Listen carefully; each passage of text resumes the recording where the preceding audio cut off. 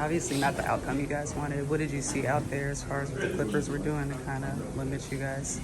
Um, they did a good job of just making it tough on us. They played fast. We turned the ball over a few too many times and gave them some easy baskets, and that let them get a lead, and we just couldn't find a way to get back into the game. I know you don't like to make excuses, but obviously Jalen not playing out there, just how hard is it without him out there, you guys? I mean, it's hard. I mean, anytime any team, whenever you're losing your second, third best players, or top five best players, and two of them, it's tough. So, but that's no excuse. Nobody feels sorry for us, and we just got to figure out how to turn it back around like we had before, start the season, and everybody was kind of injured and things like that. So we got to find a way to get back into it and find a way to get another win streak going. Hey Trae, Ashley for Switch Coaches. At every level, you've been able to average around 27 plus points. Can you talk about like how you're able to create your shot, get your shot off being 6'1", as well as can you talk about the importance of like how much skill that takes? Yeah, I mean, I'm grown up being small, playing against older people, playing against older guys. I think that really helped me develop like a certain skill to be able to score over taller and stronger defenders. And I just at every level, that's just my mentality. I know I'm going in, and I'm not going to be the biggest person on any level, but I can make a big impact, getting guys involved, but also scoring too. So that's always been kind of like my mentality. I've always played against older guys, so it helped. Is there any specific moment, because you keep mentioning about other guys, any specific moment that you remember that allowed you to really get in your bag with creating your shots? No, I mean, to be honest, I grew up like a shooter. I grew up as a shooter on the wing, and then when I got to like high school, my sophomore year, I was able to really move over the point and really be a point guard. So I've always been able to score and things like that. So I don't know if there was a certain moment. I grew up playing. When I say I'm growing up playing against guys older, I mean playing against guys like Fox, Jason.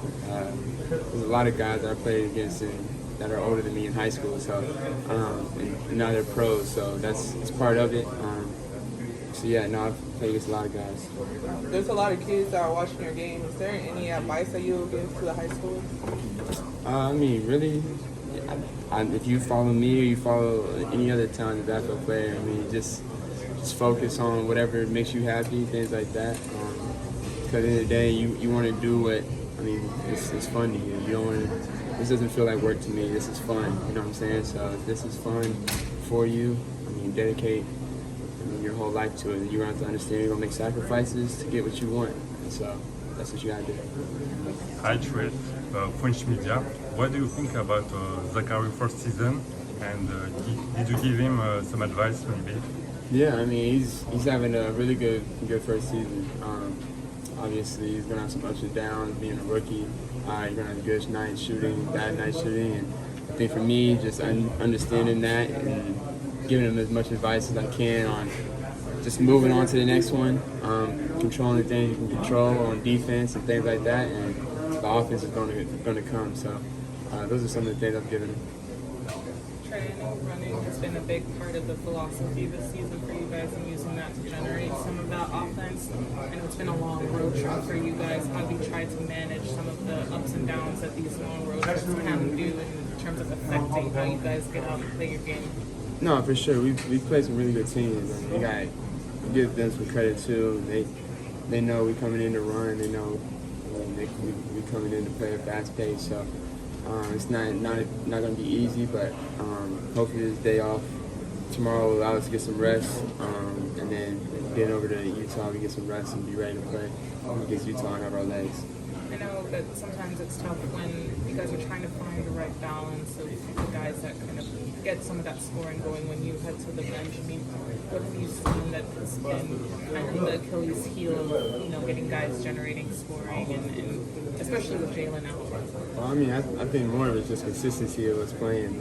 We never know who's going to be in and who's going to be out. So that's part of our problem. I don't think it's necessarily X's and O's the coach brings up or certain things that we do. I think more of it's just consistency on knowing who's going to be in and who's out. And it's not easy to be in there with like certain guys coming in and out and big pieces. It's not just just regular guys missing games. So I think that's the thing for us is just the consistency of guys being in and out and trying to keep that, even though we know we can't control everything with injuries. But yeah, that's the toughest thing for us. I think that's been our Achilles heel this year more than anything.